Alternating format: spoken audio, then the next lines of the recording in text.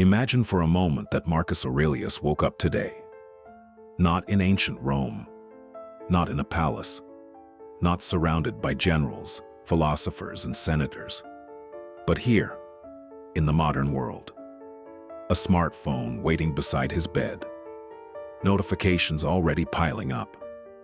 Breaking news demanding attention. Endless opinions flooding every screen. Thousands of strangers competing for a few seconds of his focus. What would he think? Would he see progress, or would he recognize something most people have failed to notice? Because the greatest threat facing modern men is not poverty. It is not competition. It is not technology. It is not even failure. The greatest threat is distraction. Not the distraction outside of you, the distraction that enters your mind and slowly takes possession of your life. The Stoics warned us about this nearly 2,000 years ago, long before social media, long before algorithms, long before 24-hour news cycles. They understood a truth that has become more important than ever. A man loses his freedom long before he loses his circumstances. He loses it the moment he stops governing himself. Today, millions of people wake up exhausted, not because they work too hard, but because their minds never stop running. A headline demands outrage. A notification demands curiosity. A comment demands defense. A fear demands attention. And before the day has even begun, their peace is gone. They are reacting to life instead of directing it, responding instead of choosing, following instead of leading. And slowly, without realizing it, they become strangers to themselves. Marcus Aurelius once reminded himself, "You have power over your mind, not outside events." Most people read those words. Few understand them, because power was never about controlling the world.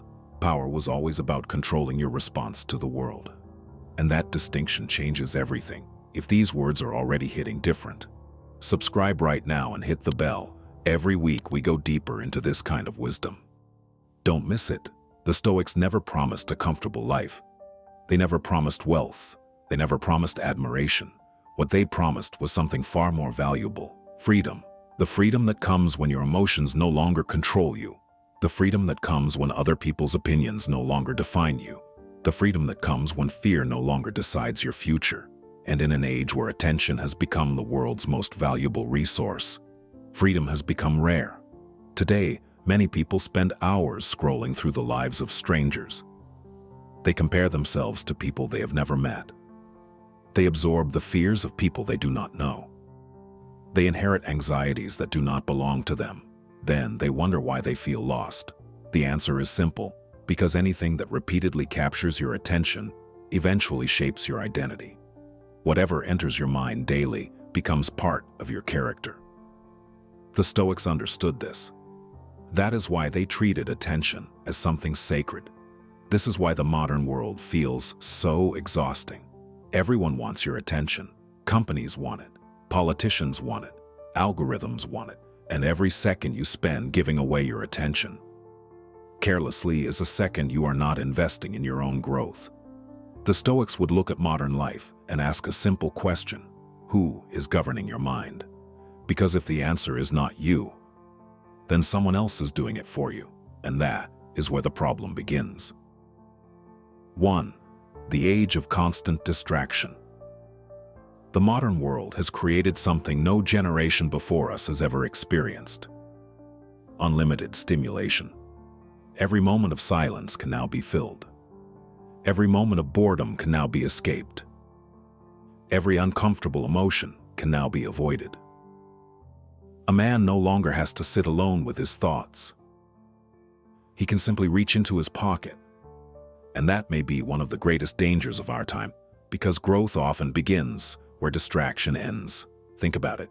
The moment boredom appears, most people grab their phones. The moment anxiety appears, most people seek entertainment. The moment uncertainty appears, most people search for distraction. Few people remain still long enough to understand what their mind is trying to tell them. And this creates a dangerous cycle.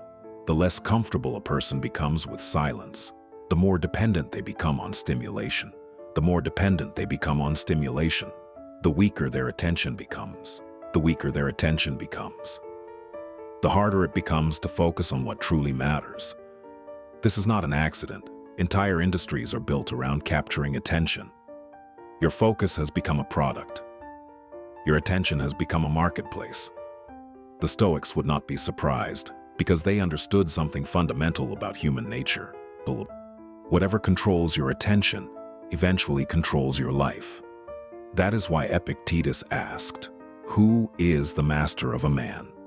and then answered, "The one who controls what he seeks and what he avoids." Today, that question matters more than ever, because many people believe they are free while living entirely at the mercy of their impulses. Hours disappear, days disappear, years disappear, and eventually they wake up wondering where their life went, which not because they made one catastrophic mistake, but because they surrendered thousands of tiny moments, one distraction at a time. The Stoics understood that attention is not merely focus, attention is life itself, because your life becomes whatever receives your attention most consistently. If your attention belongs to outrage, your life becomes outrage. If your attention belongs to fear, your life becomes fear. If your attention belongs to comparison, your life becomes comparison. But if your attention belongs to wisdom, your life begins to change. The challenge is that wisdom rarely shouts. Distraction always does. Wisdom speaks quietly.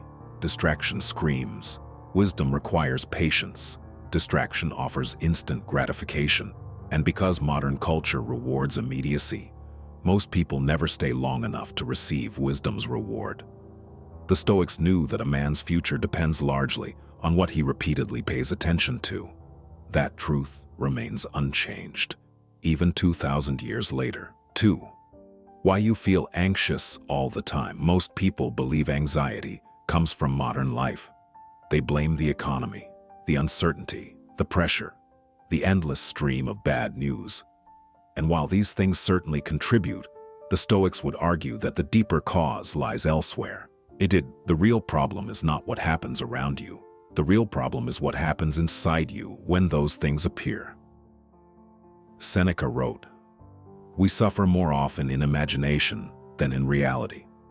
Think carefully about those words, because they expose one of the greatest weaknesses of the human mind. Most suffering happens twice. First in imagination, then in reality. And often the imagined version is far worse. A man worries about losing his job. Weeks pass, months pass, nothing happens. Yet, he has already suffered the experience hundreds of times inside his mind. Another man fears rejection. Before speaking a single word, he has already imagined embarrassment, judgment, and humiliation. The event itself may last 30 seconds, but the fear has stolen months. This is one of the greatest tragedies of modern life. People are physically present, but mentally absent. Their body exists in today. Their mind lives somewhere in an imaginary future. Marcus Aurelius repeatedly brought his attention back to the present moment, not because the future was unimportant, but because the present was the only place where action was possible. You cannot act in tomorrow. You cannot control outcomes that have not yet arrived, but you can control this moment. You can control this decision. You can control this response. And often that is enough. The modern mind struggles because it constantly travels beyond its authority. It wants certainty. It wants guarantees. It wants complete control. Life offers none of these things. The Stoics accepted this, and because they accepted uncertainty, they suffered less from it. Many people today spend enormous energy fighting reality. They fight delays, they fight inconvenience, they fight discomfort, and the more they resist reality, the more exhausted they become. The Stoics took a different approach. Instead of asking, "How can I make reality obey me?" they asked, "How can I learn to cooperate with reality?" That shift changes everything, because peace begins where resistance ends. The modern world encourages endless worry. The Stoics encouraged preparation. Those are not the same thing. Worry consumes energy. Preparation creates strength. Worry repeats the problem. Preparation develops the solution. The anxious man asks, "What if everything goes wrong?" The Stoic asks, "If things go wrong, how will I respond?" One question creates fear. The other creates power. And that difference is the beginning of inner freedom. Before we go further, drop a comment right now. Write, "I govern my mind." Just those 4 words.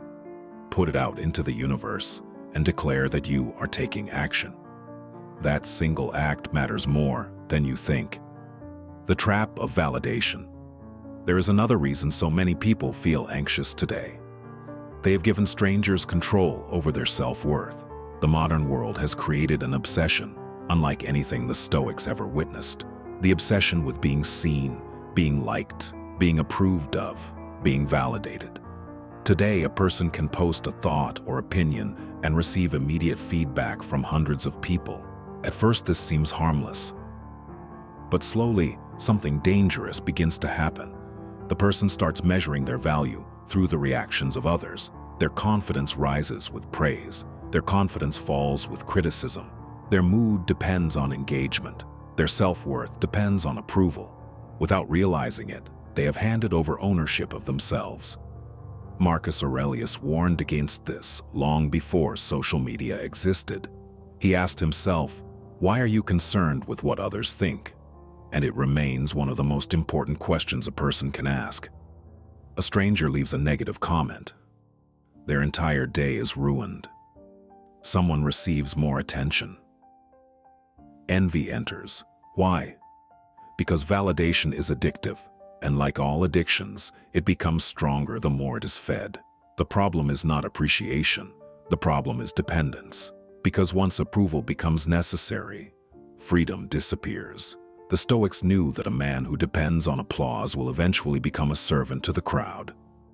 He will say what they want, believe what they want, become what they want.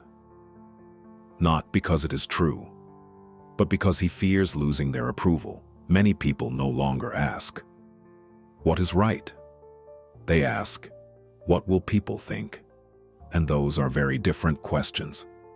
The first creates character. The second creates conformity. The Stoics believed that character mattered more than reputation, because reputation belongs to other people. Character belongs to you. Reputation changes constantly. Character endures. Marcus Aurelius reminded himself that fame itself is temporary. The people praising you today will eventually disappear. The people criticizing you today will eventually disappear. Entire civilizations vanish, yet people continue sacrificing their peace to gain approval from strangers. A powerful man does not refuse feedback, but neither does he worship it. He listens, he learns, he corrects when necessary, and then he continues walking his path.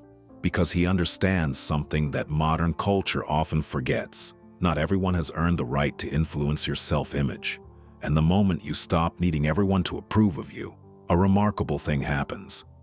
You begin living according to principle instead of popularity. You begin acting according to values instead of validation. You begin choosing truth over approval.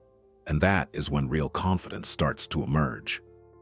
Not the confidence that comes from being praised, but the confidence that comes from knowing who you are. In a world obsessed with being seen, the Stoics remind us that the most important audience is our own conscience. 3. The Stoics' secret to mental freedom. There is a reason why Stoicism has survived for nearly 2,000 years. Empires have risen and fallen. Governments have changed. Technology has transformed civilization. Yet the central problem of human life remains exactly the same. People continue suffering over things they cannot control. Epictetus taught that every problem can be placed into one of 2 categories: things that are within your control and things that are not. Most people spend their lives confusing the two. They worry about outcomes they cannot change. They worry about opinions that should not matter. They wonder why they feel powerless. Imagine trying to command the weather. Imagine becoming angry because the rain refuses to obey your preferences. It sounds absurd, yet every day people do something very similar. They become frustrated because other people refuse to behave as they wish. They become angry because life refuses to follow their plans. They become bitter because reality does not match their expectations. The Stoics saw this as the root of unnecessary suffering. not reality itself. Resistance to reality. The Stoics would ask a simple question: can you control it? If the answer is no, why surrender your peace to it? This is not weakness. This is not passivity. This is wisdom. The modern world encourages constant reaction, endless emotional investment in events beyond your influence. Every day, millions of people consume information that makes them angry, yet they can do nothing about it. They consume more, become angrier, become more exhausted. It becomes a cycle of emotional slavery. Epictetus would have recognized this immediately because he understood a truth that many people still struggle to accept. You cannot always control what happens, but you can always control who you become in response. That is where your power lives, not in circumstances, not in outcomes, in your response. And once a person truly understands this, something remarkable begins to happen. Their mind becomes quieter, their decisions become clearer, their energy becomes focused. They stop scattering themselves across 1,000 problems. They begin concentrating on what is actually theirs to manage: their thoughts, their actions, their habits, their character. The Stoics understood that mental freedom is not achieved by controlling the world. It is achieved by controlling yourself. This is the kind of content that changes people. If you know someone who needs to hear this right now, share this video with them. One share could genuinely shift someone's life. The obstacle is the way most people see obstacles: as interruptions. The Stoics saw them as opportunities. When something difficult appears, the average person immediately asks, "Why is this happening to me?" The Stoic asks, "What is this teaching me?" That single shift changes everything. Marcus Aurelius wrote one of the most famous lines in Stoic philosophy: "The obstacle is the way. How can an obstacle be the path? How can resistance become progress?" The answer becomes clear when you examine your own life. Strength is not built through comfort. Patience is not built through convenience. Discipline is not built through ease. Courage is not built through safety. Every quality you admire in another person was developed through resistance. The obstacle created the strength. Yet most people spend their lives trying to avoid exactly what could transform them. They avoid discomfort, avoid rejection, avoid failure, avoid challenge. And in avoiding these things, they accidentally avoid growth. The Stoics understood that hardship is not always an enemy. Sometimes it is a teacher. A difficult conversation teaches courage. A setback teaches resilience. A mistake teaches wisdom. A failure teaches humility. The obstacle becomes the path because the obstacle develops the person required for the next level of life. Modern culture often sells the fantasy of a life without struggle. The Stoics rejected that fantasy completely. They knew struggle was unavoidable. The question was never whether difficulty would arrive. The question was whether you would use it. Most people waste suffering. They experience pain but learn nothing. They face adversity but gain no wisdom. The Stoic refuses to waste hardship. Every challenge becomes material. Every setback becomes instruction. Every disappointment becomes training.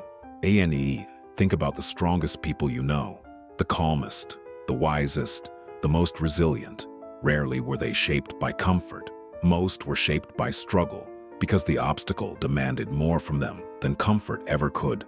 Hidden inside every obstacle is a question. Not, "Why is this happening?" but, "Who will this difficulty require me to become?" That question transforms adversity. Failure becomes instruction. Delay becomes preparation.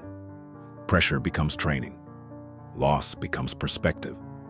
The obstacle becomes the way, not because it is pleasant, but because it reveals the path toward growth. 4. Become unshakable. There comes a moment in every person's life when they realize something uncomfortable. The world is not going to slow down. The distractions will not disappear. The uncertainty will not go away. And if your peace depends on the world becoming calm, you will spend your entire life waiting. The Stoics understood this. That is why they never taught people how to control the world. They taught people how to remain steady within it. Marcus Aurelius ruled an empire during war, political conflict, disease, and betrayal. Yet his writings rarely focus on changing the world. Instead, they focus on governing himself. Chaos outside does not have to create chaos inside. The modern person often waits for ideal conditions before becoming disciplined. They tell themselves, when things settle down, I'll start. When life gets easier, I'll focus. But life rarely works that way. The Stoics knew that discipline is not built after the storm. It is built during the storm, because discipline is not the product of favorable conditions. It is the ability to act correctly despite unfavorable conditions. Most people depend on motivation. The Stoics depended on principle, and there is a massive difference between the two. Motivation rises and falls. Motivation depends on feelings. Motivation disappears when discomfort arrives. Principle remains. The motivated man works when he feels inspired. The disciplined man works because the work needs to be done. The motivated man follows purpose when it feels exciting. The disciplined man follows purpose because purpose deserves commitment. This is why discipline always outlasts motivation. And over time, discipline creates something even more valuable. Trust, not the trust of other people, the trust you have in yourself. Because every time you keep a promise to yourself, something changes. Every time you do what you said you would do, you become stronger. Every time you refuse an excuse, you become stronger. Every time you choose long-term growth over short-term comfort, you become stronger, not physically, internally. And eventually, that strength begins to change the way you see yourself. You stop wondering whether you are capable. You know, not because you feel confident, but because your actions have provided evidence. The Stoics understood that confidence is not built through positive thinking. It is built through repeated proof. Proof that you can endure. Proof that you can adapt. Proof that you can remain faithful to your principles when life becomes difficult. And that proof creates something powerful. Self-respect. A man who respects himself becomes difficult to shake. Not because he is arrogant. Not because he thinks he is better than others. But because his foundation no longer depends on outside approval. His confidence comes from character, and character is much harder to destroy. The final transformation. At some point, if you continue practicing these principles, you begin to notice something remarkable. The things that once controlled you begin losing their power. The criticism that once ruined your day becomes background noise. The rejection that once terrified you becomes information. The uncertainty that once created anxiety becomes part of life. The opinions that once dictated your choices become irrelevant. Not because the world changed, because you changed. This is the transformation the Stoics spent their lives teaching. Not a transformation of circumstances, a transformation of character. Most people spend years trying to rearrange the world around them. The Stoic focuses first on the world within, because he understands a timeless truth. A weak mind will suffer even in favorable conditions. A disciplined mind can remain steady even in difficult conditions. The modern world tells you that happiness is found through acquisition. More money, more status, more recognition, more comfort. The Stoics pointed in a different direction. They taught that peace comes through mastery. Mastery of thought, mastery of emotion, mastery of attention, mastery of response. And unlike external success, these things can never be taken from you. Markets can crash. Jobs can disappear. People can leave. Fortunes can change. But character remains. That is why the Stoics invested so heavily in it. Because character travels with you through every season of life. The strongest people are not those who never face adversity. The strongest people are those who develop stability despite adversity. The calmest people are not those who live in perfect circumstances. They are those who have learned not to surrender their peace to imperfect circumstances. That is the Stoic path, not the path of comfort, not the path of ease, The path of freedom, freedom from constant reaction, freedom from endless comparison, freedom from the need for approval, freedom from becoming a victim of every external event. And in a world where distraction has become normal, that freedom is extraordinary. Oh, conclusion. One day you may realize that the battle was never against the world. It was against the part of yourself that wanted comfort over growth, reaction over wisdom, impulse over discipline, excuses over responsibility. That was the real battle all along. And every day you choose awareness over distraction. Every day you choose discipline over comfort. Every day you choose principle over popularity. You win a small piece of that battle. The victory may not look dramatic. Most Stoic victories never do. No crowd applauds. No headlines are written. No trophies are awarded. Yet something profound is happening. You are becoming the kind of person who no longer needs those things. The kind of person who remains calm when others panic, focused when others drift, steady when others react, purposeful when others become lost. And that is a rare form of strength. Marcus Aurelius understood it. Seneca understood it. Epictetus understood it. They lived in a world very different from ours. Yet the human mind remains the same. The fears are the same. The distractions are the same. The struggle for self-mastery is the same. And so is the solution. Govern your mind. Guard your attention. Accept what you cannot control. Strengthen what you can. Use obstacles as training.